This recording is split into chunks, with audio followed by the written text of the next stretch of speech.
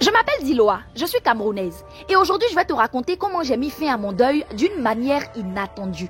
Tu veux savoir comment ça s'est passé? Ok, je vais t'expliquer. Mais d'abord, abonne-toi. Takwad, je m'appelle Diloa, je suis Mofou du Cameroun. On nous trouve non loin des monts Mandara. J'habite à Maroua, au nord du Cameroun, vers le mémorial de la bataille d'Ibassangué. Et je vais t'expliquer comment, malgré la peine qui me terrassait, j'ai pu faire mon deuil le cœur apaisé. Ma mère n'a eu que 2 enfants, ma jumelle Maoussa et moi. Comme la plupart des jumeaux, on nous traitait à l'identique. On nous mettait les mêmes vêtements, on nous offrait les mêmes cadeaux, on allait dans les mêmes écoles. Pourtant, Maoussa et moi, on ne pouvait pas être plus différentes.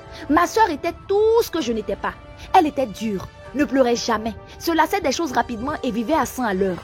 Dormir pour elle, c'était une perte de temps. Elle disait toujours en souriant, j'aurais tout le temps de me reposer quand je serais morte. Moi, j'étais tout son opposé. Attachante, casanière, j'avais horreur des changements. Pendant qu'elle parcourait le monde, moi j'étais plantée devant la télé à pleurer devant des films romantiques. Et chaque fois qu'elle me surprenait dans ces moments-là, elle me lançait moqueuse. Oh, toi là, arrête de geindre, tes pleurs m'empêchent de me reposer. Et on éclatait de rire. C'était devenu comme un rituel. Quand elle partait dans ses longs voyages, cette tête de mule de Maoussa refusait bien souvent de prendre mes appels téléphoniques. Et quand elle décrochait, elle me taquinait et me reprochait de la surveiller comme une mère poule. Toi là, Diloa, on est nés ensemble, hein, c'est vrai, mais on a chacune notre vie. Un jour pourtant, je me suis réveillée avec un pressentiment bizarre. Je l'ai donc appelé. Mais ce n'est pas sa voix que j'ai entendue au téléphone. C'était plutôt celle d'un inconnu. Paniqué, il m'a parlé d'un accident. Maoussa venait de décéder. À la morgue, j'ai eu mon premier contact avec la mort. J'ai découvert un lieu où la dignité n'existait plus. Des corps entassés comme des marchandises, dans des conditions parfois pénibles, une odeur âcre de la désinfection. Je sanglotais devant le corps de ma sœur, incapable de me contrôler, quand une femme en blouse blanche s'est approchée de moi.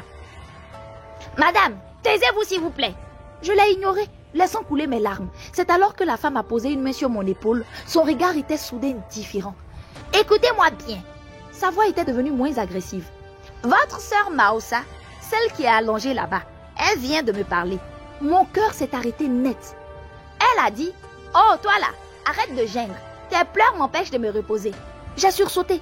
La dame ajouta, « Maintenant qu'elle est là, elle dit qu'elle veut enfin rattraper tout son sommeil en retard. Alors, soit vous vous taisez, soit vous sortez. » Le choc de cette phrase m'a frappé de plein fouet. Et puis, j'ai éclaté de rire.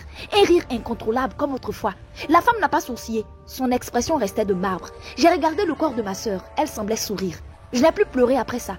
À son enterrement, j'ai prié pour le repos de son âme et j'ai souri en répondant à nos fous rires et à tous les bons moments que nous avions passés. Parce que je savais une chose désormais. Ma sœur était partie, c'est vrai. Mais son cœur veillait sur moi pour toujours. J'en étais certaine. Ce que tu n'as jamais vu.